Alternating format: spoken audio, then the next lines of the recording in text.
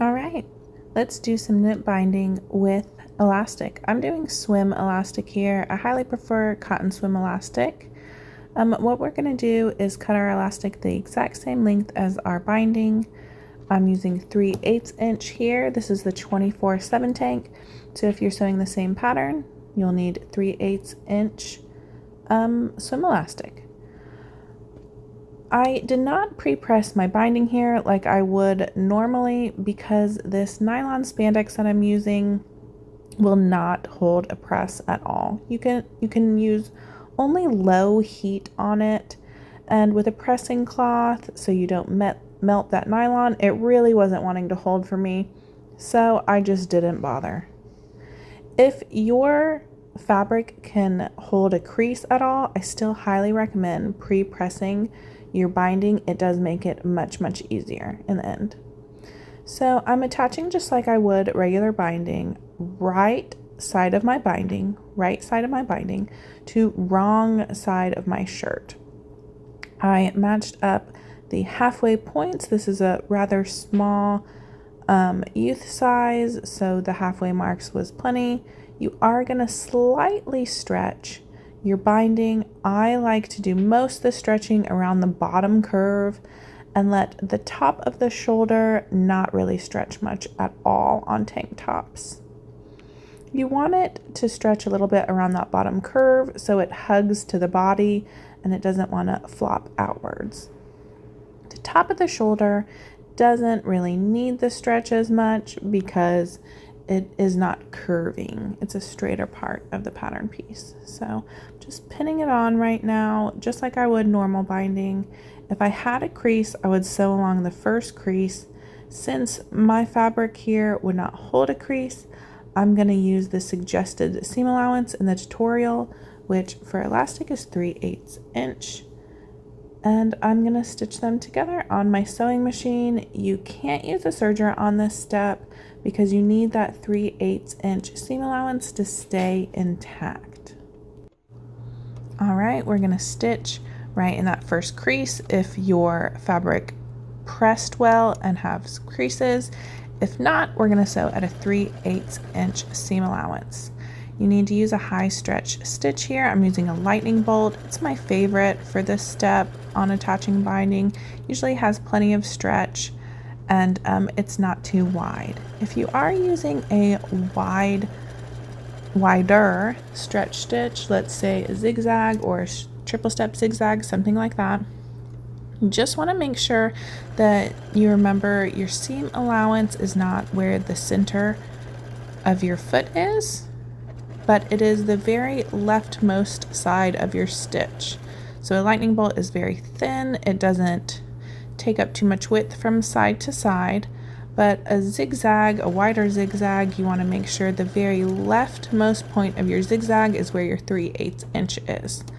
Otherwise, if you center your zigzag on 3/8 inch, you're going to be using more than the seam allowance and you're not going to have enough fabric of your binding left over to do the rest of the steps.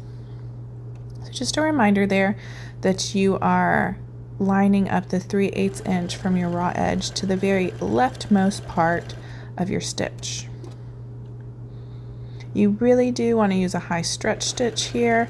I know I've seen some sewists suggest using just a straight stitch here, but for when you're sewing swimsuit fabric and athletic fabric that has a really high stretch, when they're putting it on, taking it off, if it gets tugged, your stitches are going to pop because the fabric can stretch a lot more than your stitch can. So the fabric will continue stretching and the stitches will pop. So I always suggest matching your stitch to your fabric.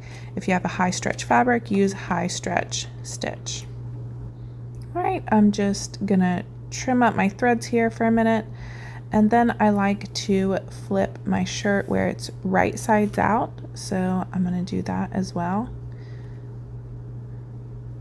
If you noticed your fabric stretched out at all, you want to press this seam. You're going to press the seam allowance and the binding away from the shirt.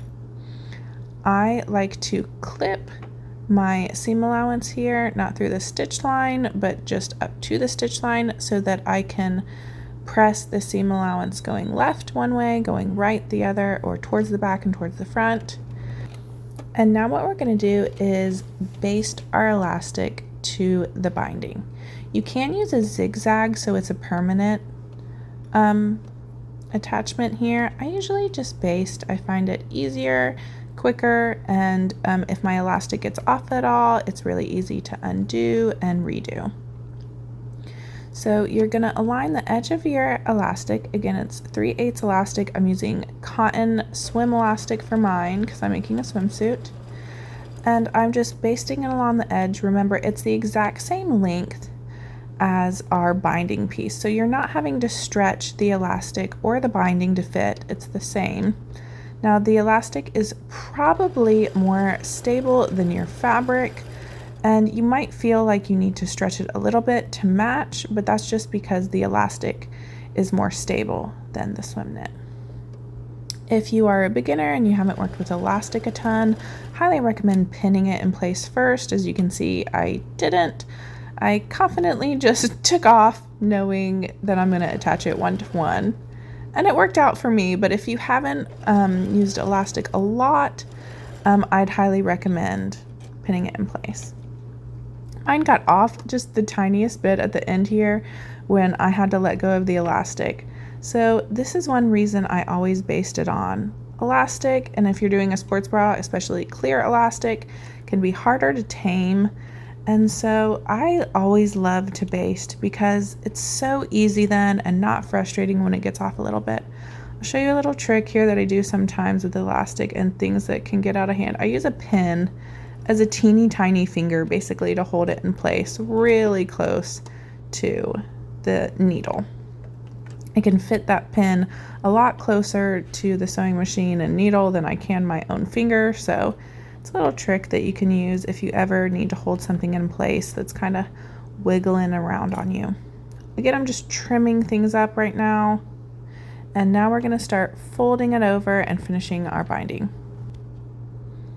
All right, what we're going to do is we're going to fold our top edge down to meet the other raw edge of our binding or seam allowance, and then fold it one more time so that the very middle of the binding is now the bottom fold, and it will just barely cover our stitch line. The elastic means that it's going to keep your seam allowance really tight. It's 3/8 inch elastic, and that's exactly how much you're supposed to fold. So it's pretty impossible not to fold the correct amount when you're adding an elastic, since it kind of gives you that allowance for you, which is really great for swim fabrics and athletic fabrics, because a lot of those, especially those made from nylon like what I'm using, do not like to press. They do not like to hold a press, and so this makes it actually quite easier because instead of a crease guiding you on where to fold, the elastic does. Again, your binding should cover that first stitch line just barely. It should just be covering it. You also should have a little gap all along the shoulders on both the youth and the adult. From memory, I believe the gap on the youth is about 1/4 inch at the very narrowest top part of the shoulder, and the adult has just a bit more, I think about 3/8 inch maybe gap all along. So if you've been cutting and using the correct seam allowances, that should be what you got. Again, you have to stretch the binding and elastic to fit the shirt. I stretched it a little more at the bottom, so you can see I'm having to stretch it a little more at the bottom curvy part, and I really didn't have to stretch very much around the shoulder seam. That's how I like to do it. It's how my mom taught me, so what can I say? I've always done it that way. Especially if you're busty, it's a really common problem to have your arm size kind of gape a little bit because you need the bigger size for your bust and you're smaller on top. Luckily, I draft for a curvier fit, so that helps most people out a little bit, but that's just one of the tricks that my mom taught me growing up, that you should always stretch it a little bit more on that armpit than you do at the top to help that little armpit gap that a lot of women have.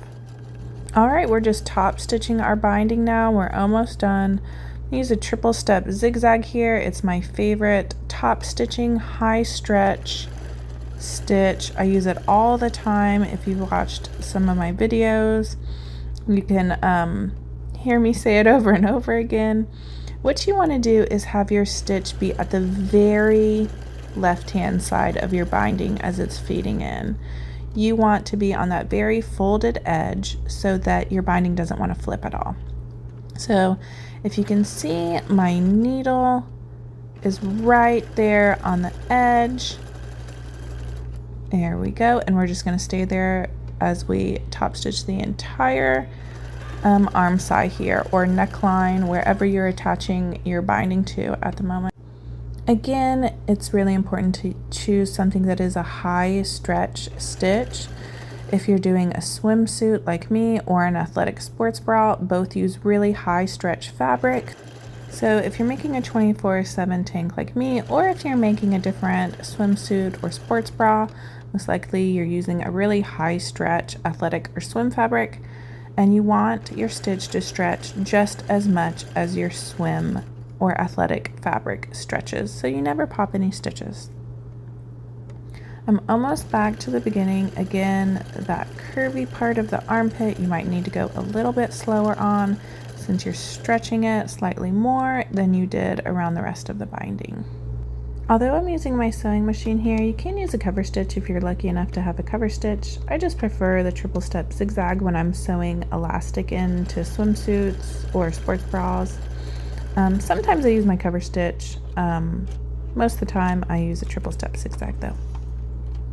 All right, we're all done. I just need to trim up some threads, and I'm going to pop those basting stitches from when I basted the elastic to the binding. I always like to pre-pop my basting stitches as I'm sewing, because if you don't, when you go to try on the garment, or whoever you made it for tries it on, it can feel really tight if the basting stitches are still intact. And even if some of it pops, usually they won't pop all the way and it'll feel very tight. So always pre-pop those suckers so you don't get nervous trying it on for the first time. You can press your binding if your fabric takes a press. If not, you've got a gorgeous finish on the front and the back. My daughter really loves the swimsuit style, and I love this as a long line sports bra, and I hope you do too. I can't wait to see yours.